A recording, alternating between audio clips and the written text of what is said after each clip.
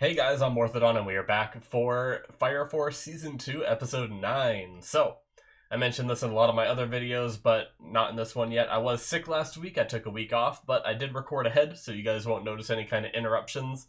I'm still not fully recovered, so you may hear me, maybe sniffle here and there, or clear my throat a few times, or cough. I apologize for that, if it's annoying at all, but I think I did pretty good I think I only coughed like once in my last recording I just did, so hopefully that holds up. But anyway, I'm excited to get into this again after having like an extra week off, so it's been 2 weeks technically since I've watched an episode. So I'm really excited. So we had like the who they call the benefactor show up, which is we saw her in the opening. I think it was her, and seemed very creepy and ominous, but also seemed to bring this Amaterasu to life, which then created this oasis. So is she on our side then? Interesting. But we had some more talking infernals, ones that seemingly have been around since the beginning. So what our characters thought was, in the beginning, it was like their first time hearing a talking infernal real early on in season 1, right? Uh, but this one is a talking infernal that has been here since before the Great Calamity, or I mean, from like as a result of the Great Calamity a long ass time ago. So, and their plan is to blow up this Amaterasu to create enough firepower to kill them because they're sick of just wandering around as infernals, I suppose. But but yeah, there's these stone tablets with tons of numbers. We still don't know what it is. Oh, actually, they briefly mentioned that either it could be or it is pi, right? 3.14159, yada yada yada yada yada. I think I got that right for the first few. So I'm curious what the significance of pi is in relation to all this. I don't know enough, like, maybe if I talked last episode about like maybe if I knew more facts about pi, maybe I could come up with a theory, but either way, I'm just excited to learn more about it. So let's just watch the episode and find out, shall we? Alrighty, we're gonna start here in 5, 4, 3, 2, 1, now. I'm gonna take a sip of water.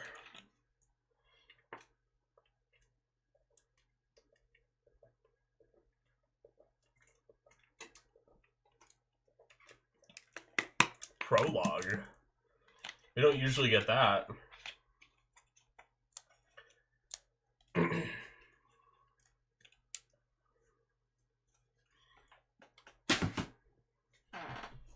Right. Chapter 1, Holy Fire. One man. Okay. We've seen a bit of this, alright.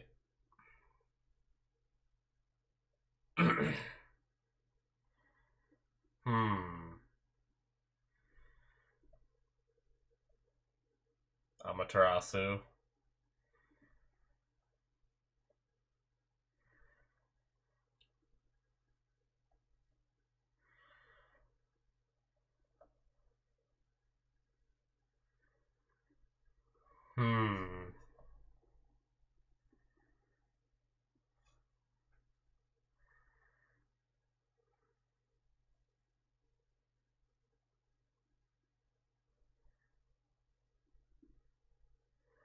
Interesting.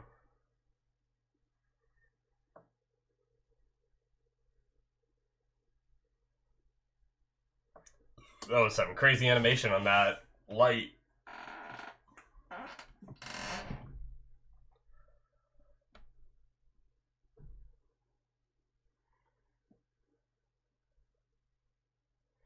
You've memorized pi?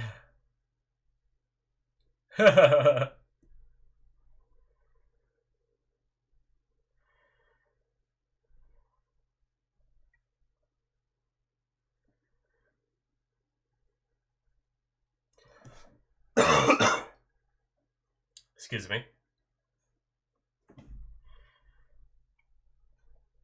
Oh my god. Really?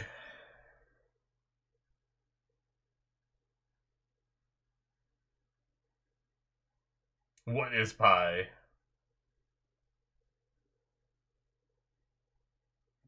What? Arthur, you are one weirdo.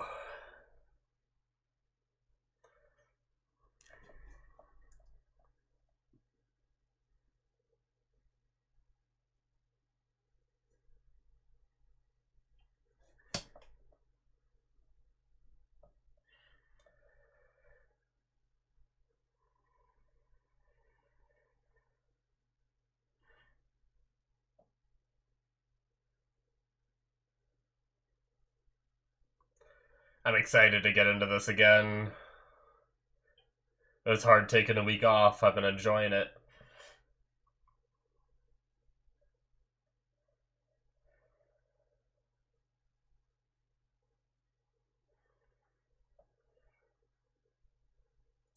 Man, so our air fryer has a toast mode, and I've used it like once before, but I think I mastered it last night. I made some eggs and toast, and holy crap, did that toast come out good. Like, I actually think I'm gonna finish recording this, edit the episodes and everything, and I think I'm just gonna go make some toast because it ended up being so damn good. I want more.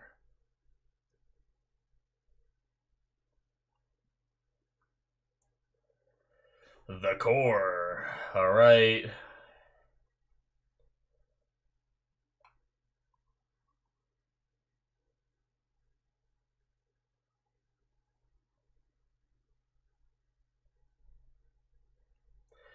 I don't even know if I really knew that. The amount of times...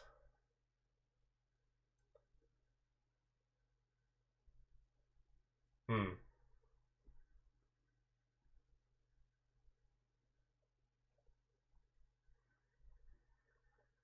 Huh. Interesting.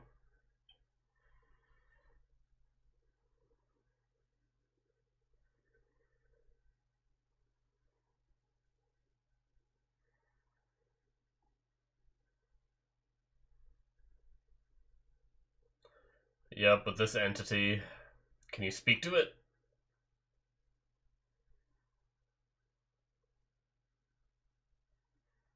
Oh shit!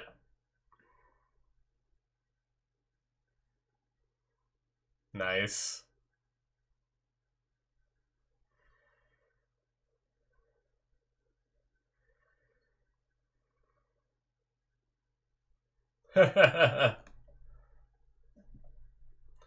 Alright, cat girl time!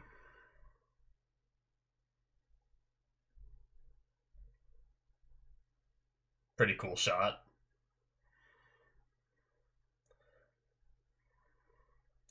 Lot.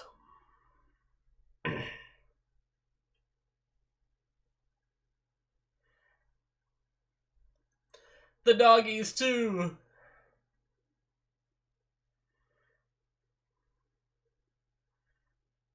That was cool. Nice.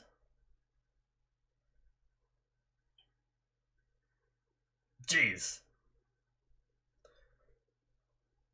Alright, let's get some kicking in Shinra.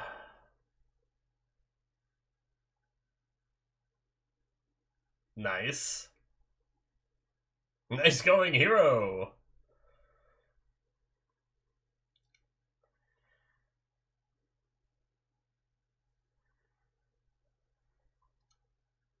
Uh-oh.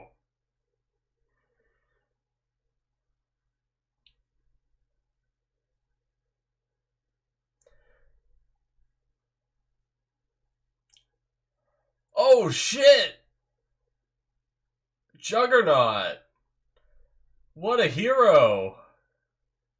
Holy shit! I don't think he's making it out of that one.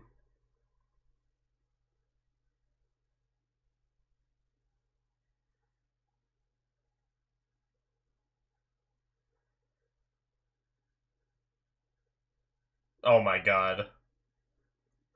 What? What? What is his body like in there? Seriously, what the hell?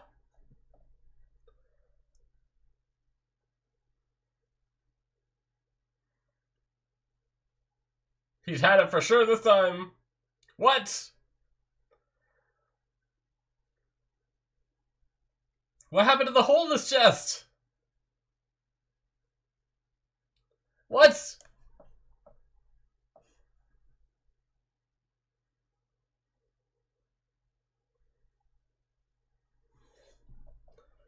Oh shit. He's got a scythe. That's cool. I love it.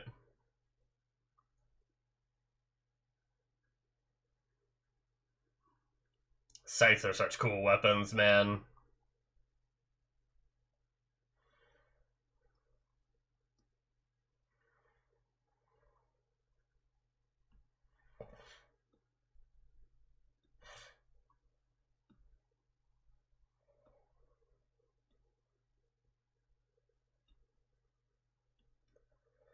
Goddamn. Can we get a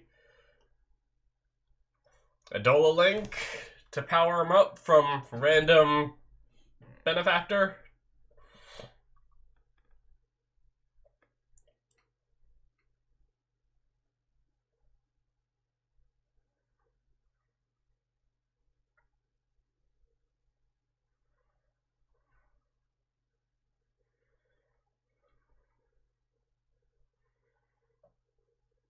Oh shit.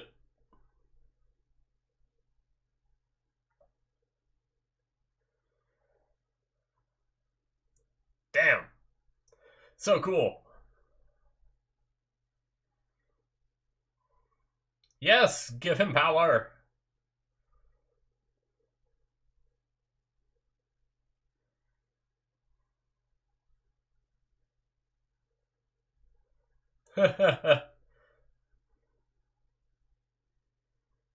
Then take the means.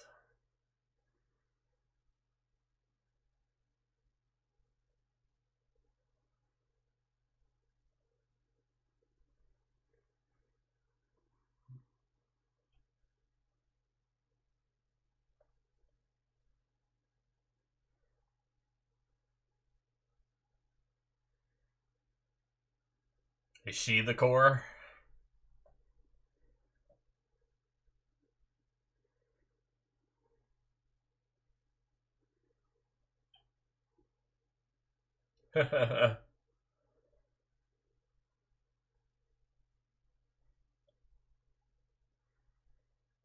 Yeah, like a heartbeat.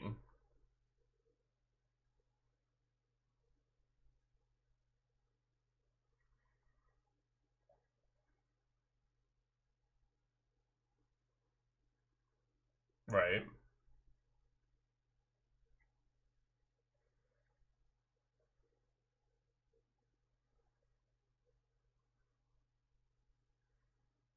Hmm. Someone tried to pick it. Oh, maybe not? Hmm. Oh. 7 of... So 8 for all the pillars?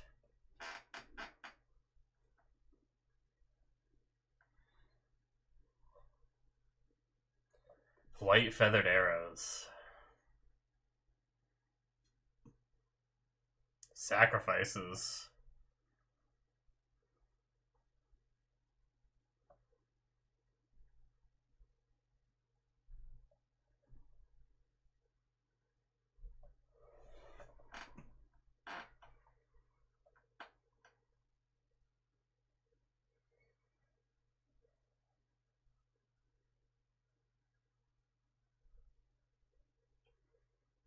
Oh shit.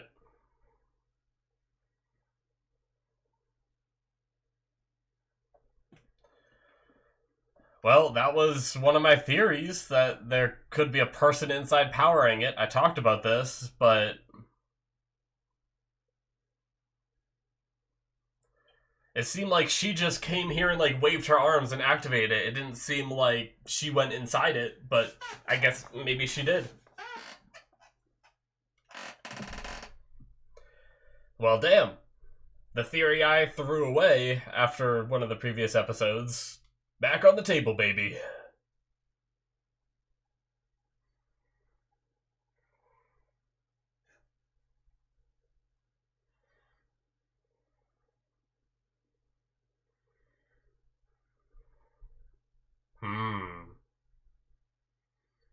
Such a cool contradiction of being creepy and ominous, yet talking about this gentle and warm feeling coming from it.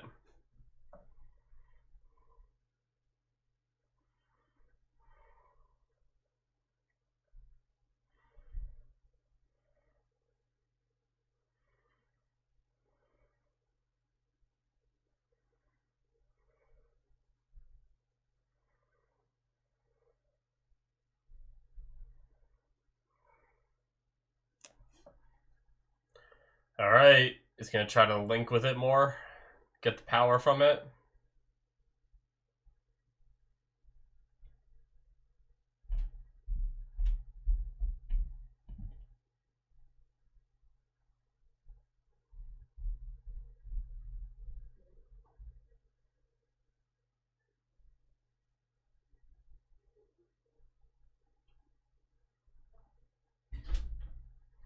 Let's see, get naked.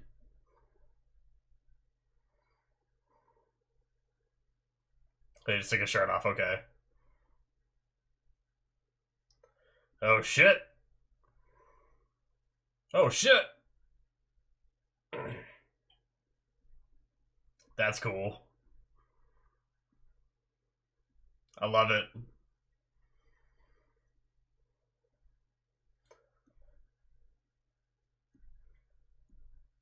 Damn!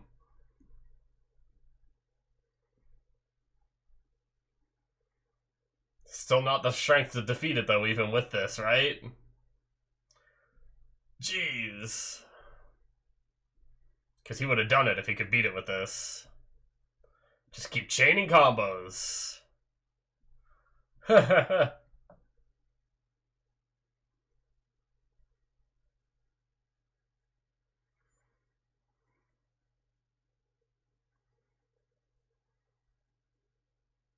Oh, shit.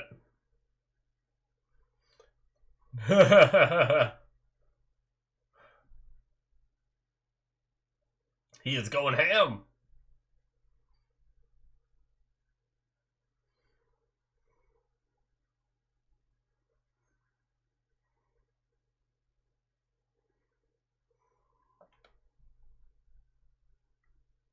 Look at him go.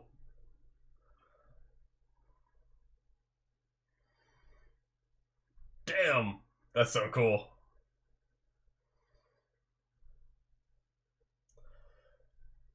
He just threw him by his face.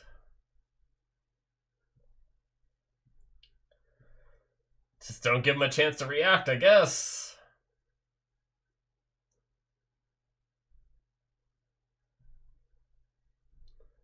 Didn't destroy any part of the forest, that's good.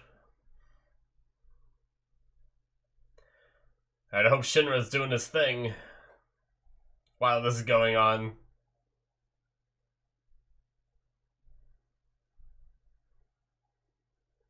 Oh.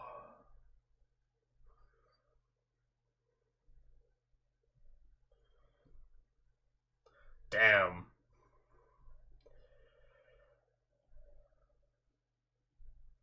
Is he hitting a limit?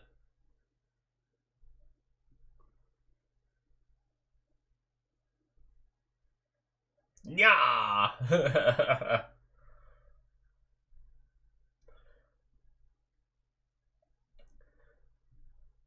Alright.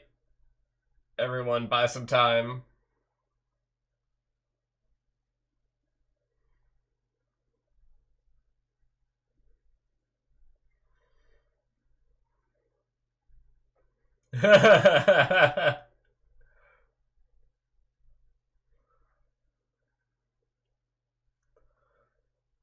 Yeah, shoot your little missiles.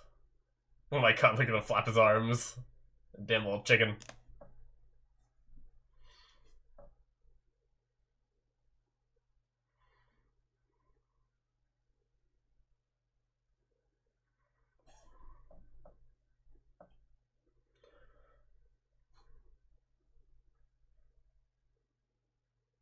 Oh my god!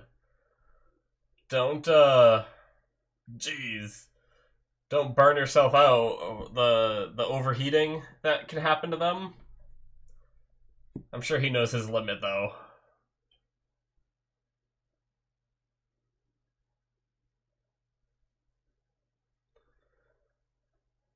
How is this guy still in the academy?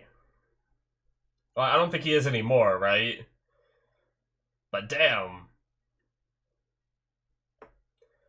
But he was part of the academy when we went there, right? He was still, like, training. It's crazy that he's this good. I think I underestimated him a little bit because we saw him still in that, like, training point.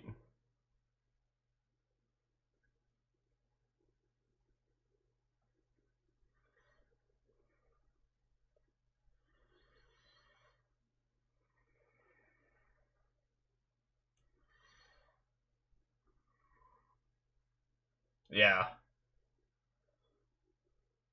God damn it, Shinra. I imagine he's been doing stuff this whole time, right? He wasn't just like, oh yeah, I should probably do something just now. He's got a basketball, that's cool.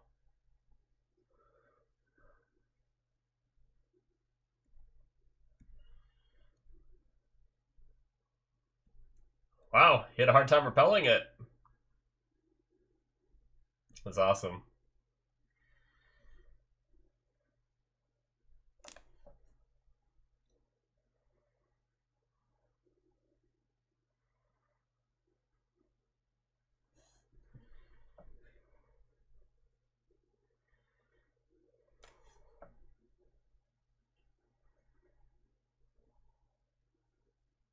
Alright.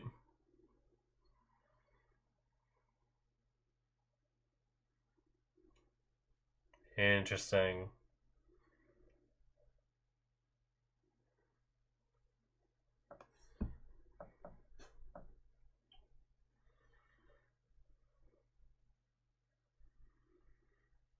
Alright, Scott. Call out!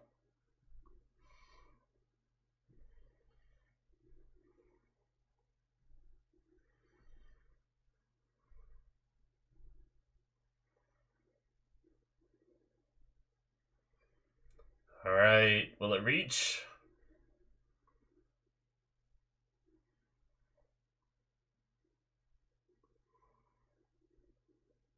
Oh shit. Alright.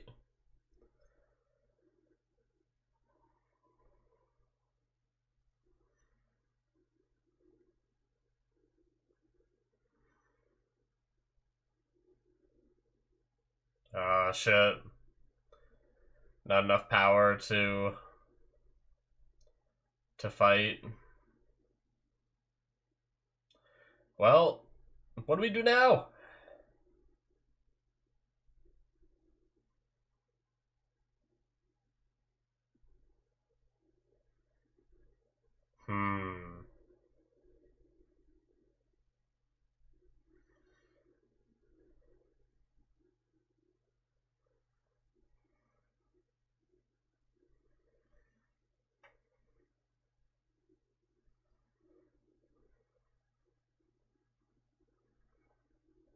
It would mean the end of the forest, probably, right?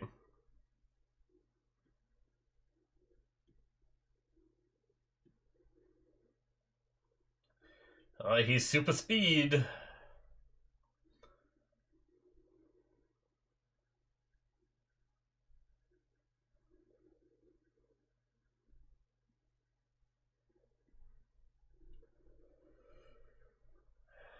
I mean, he can tear himself through reality.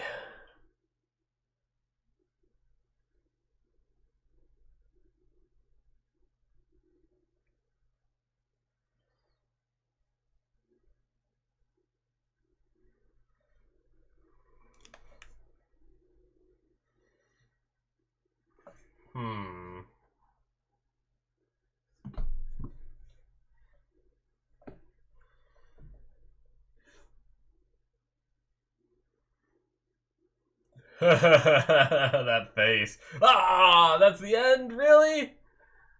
Well, shit. Well, I started towards the end because she was... I mean, sometimes I'm, like, so involved with the fighting or the dialogue or whatever that I don't really, like, stop and think too much about, like theorizing about things that have been said, but right there she was talking so slow and there wasn't like a ton happening on the screen that I started thinking about the beginning of the episode talking about how there's someone in there with an Adola burst powering the Amaterasu. And I started thinking about, I wonder who's in the current one, because I keep thinking about the Raffles beginning and how he went off and found a untainted flame or whatever and brought it back and used it for the Amaterasu. I'm like, and it dawned on me, is the evangelist in the Amaterasu? And are they trying to build these pillars, or not build, but are they trying to get the pillars as these people with Adola bursts and everything in order to, like, unlock the Amaterasu to free the evangelist? Is the evangelist like another entity like this one, right? But that is it, guys, for episode 9. So yeah, I mean, that's gonna be one of my theories now, is that the evangelist is locked away inside there trying to get out, and maybe that's all part of the plan. And maybe the reason why it's considered, like, I don't know, I guess it wouldn't be considered another great cataclysm releasing the evangelist, right? But they wouldn't have the power source that is letting that whole section of the world survive and thrive, right? So I don't know. It's certainly interesting, but that's like kind of my conclusion of all that info that we had about, like, Raffles going get an untainted flame, possibly this Raffles individual, whoever, if it really was someone named Raffles or not, whoever it was, maybe went out and found the evangelist, and they use this technology to lock the evangelist away in this, like, I wonder if it's a little more nefarious, like maybe the evangelist never wanted it, but they just locked him in there, him or her, and now has been building up a force and a cult and everything in order to break themselves free. I mean, obviously we can already see that this one is able to provide grace from the Amaterasu, so it's very possible that the evangelist is in there and just providing the grace, and maybe that's also why we've only seen the acolytes. We haven't seen the evangelist herself yet, or himself. So I think that's a pretty solid theory, and I think we're starting to get enough information to really put these together, right? These thoughts and everything. They talked about the sacrifices, the white feathered arrows that look like keys. It's the same key from the opening that you see, like, all the people grabbing. So I wonder what, obviously I imagine, to me that means that each pillar is going to be unlocked with a key. Maybe the key needs to be utilized by a person that uses an Adola burst, right? Which is, I mean, that's one hell of a security lock to put on a prison. If you were to lock an individual into a place, like, lock them into a spot where they need these extremely rare individuals, these people with Adola bursts, where they pretty much didn't exist before the evangelist started finding them, right? Or creating them through, graces and just creating infernals and hoping some of them turn into pyrokinetics, and hoping some of them... That actually makes a lot of sense too, because early on in the show we had them giving these bugs to random people, hoping they turn into pyrokinetics and hoping that they have a Adola burst once that happens. They're trying to create people with Adola burst because they need 8 in total in order to free the evangelist. It's a lock that was put on this device in order to be something that, at the time they created it, they probably thought it would be impossible for 8 Adola burst wielders to exist at once, or even exist in general. So they thought it would be something that would be, like, permanently safe. I'm all for this theory.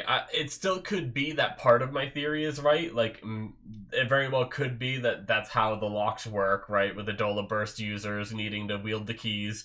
That's how they designed this Amaterasu in the first place to keep it sealed up and everything. But if there is an entity inside there, it would just make so much sense that it's the Evangelist, right? So, I like it. As for the rest of the episode, I loved getting all that info, but we had like a pretty cool fight. We had what was his name? I'm so bad with names sometimes. I'm pretty sure I wrote his name down at some point, right? I must have. It's the Ogue, right? I believe is what she said. Ogun. Ogun, there it is. When we first met him. My bad for forgetting the name, but yeah, he went crazy this episode. That was really cool with him just berserking out, just having these, like, the markings on his body looked really cool, and he was just able to just increase his physical power through this technique that he uses, and was just able to, I mean, it didn't seem like it really hurt the, demon at all, but the fact that he can do this is very impressive. Like, don't get me wrong, Shinra is strong and capable and everything, and obviously when he had the grace from the Evangelist, he was crazy powerful, but honestly, Ogun seems to compete with that. Like, usually our main character, it's like, oh, these side characters are strong, but they're not as strong as our main character, but I'm not gonna lie, Ogun seems pretty damn strong. Like, I imagine a lot of those hits he was doing would take out normal Infernals easily. And so if he would just like go in that mode, he could have wiped out all those super easy. Like, don't get me wrong, I think there is a comparable power level. I think this was just more visually stunning than what we normally see Shinra do, just doing like a few kicks and stuff like that here and there. But yeah, I still loved it regardless. It was really cool. But then we also had Juggernaut protecting Tamaki, but it went through his chest and he was just fine. Like, now I'm really curious about what is going on with his body in there, because it was right down the center. If it was off to the side, I'd be like, okay, he just wears extra clothes and it went through that. But it went right through the center. So, like, where is his body in that? Is his body just off to one side then? Because that's, like, awkward. How is he, like, keeping his head straight while his body is, like, off to one side? Like, I feel like that'd be super uncomfortable. Like, what does he look like under that? I don't know. And then, like, the arms and legs got torn off, too. Like, he's always been this massive person, and we know he's scared of fire. So is he just wearing, like, a crap ton of layers? I still don't understand the hole in the center.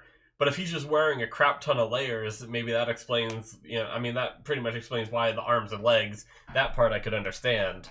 But yeah, that part down the center, they just never explained it. It's just silly. I don't know what to think of it. But I thought we'd get some, like, diagram of being like, this is how his body's oriented, to, like, explain it to at least us. But maybe eventually he'll come out of that outfit and we'll find out. But yeah, very interesting. So,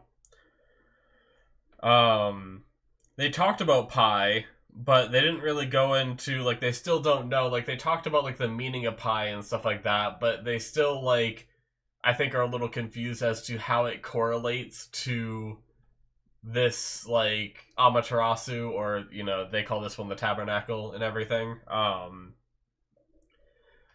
So really, like, the revelation that, sure, it could be pi, but how it relates, I think they're still confused. At least, unless I missed some of the dialogue and didn't really understand what they were getting at for some of it. But I don't really think they had, like, an explanation. So it's just interesting. But yeah. The rest of the episode was just, like, a lot of fighting. Just the idea that, I mean, I don't really have much to say about it, but the fact that she isn't strong enough to grant more than a second worth of grace. So I guess, like, I wonder if it's something where she's recovering. Like, could she recover to have more power? Like, obviously, maybe giving a second of grace is going to set her back some time. But is it something where she's permanently, like, this depowered kind of thing? Or is it something where she's resting here and slowly regaining her former strength? I don't know. But yeah, giving Shinra 1 second of strength, like, it makes sense with his insane speed. All he has to do is have that link for a second and just go, rocketing at him with that speed that he used against his brother and just pierce right through him. It makes sense that he wouldn't even need a second to do that. So, next episode is probably going to be a badass moment of Shinra just exploding through this guy. I did notice the next episode is called The Woman in Black, so hopefully, with any luck, we may find out more about her. I wonder if we will. I wonder if we could get like a story time, an explanation, because if we can learn why and how she was locked in this one, assuming that she was, unless she came around and chose to go inside of it, either way, I'm fascinated by the story. Maybe we could learn a lot more about our current one that's in the actual Amaterasu that exists currently and get like a lot of good intel. But yeah, I'm looking forward to seeing what happens, guys, and that's going to be it from me. Hit that subscribe button if you enjoyed. Check out my Patreon down in the link below if you want to see more content from me. 2 episodes ahead through early access on there, as well as Patreon exclusive stuff like Mob Psycho Season 2 and 3. I'm watching Symphogear on there. All kinds of stuff that isn't released to YouTube yet. Eventually it will be, but if you want to catch it all early, check that out. Thank you guys so much, and I will see you in my future reactions. Bye-bye.